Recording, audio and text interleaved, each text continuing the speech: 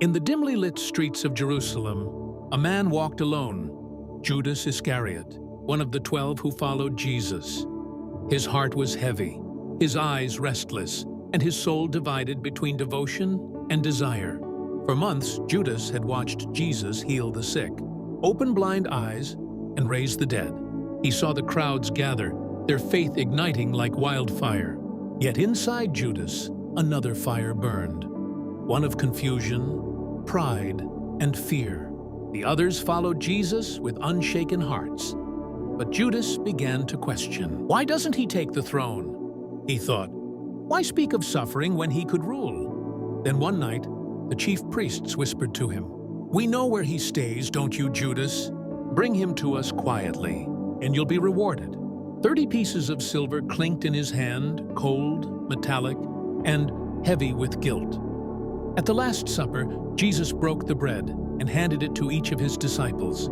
When his eyes met Judas's, the room fell silent. "What you are about to do," Jesus said softly, "do it quickly." Judas froze. The others didn't understand, but Judas did. He slipped away into the night, the moonlight casting a pale glow on his trembling hands. In Gethsemane's garden, the air was thick with the scent of olives and the sound of whispered prayers. Judas arrived with soldiers and torches flickering like restless flames. He approached Jesus, heart pounding. "Rabbi," he said, and kissed him on the cheek. Jesus looked at him with sorrow, not anger. "Judas, do you betray the Son of Man with a kiss?" The soldiers seized Jesus, the others fled, and Judas stood there, realizing what he had done. His silver reward now felt like chains around his soul. Days later, when he saw Jesus condemned and beaten, guilt consumed him. He ran back to the temple, the silver clattering onto the stone floor. "I have betrayed innocent blood," he cried.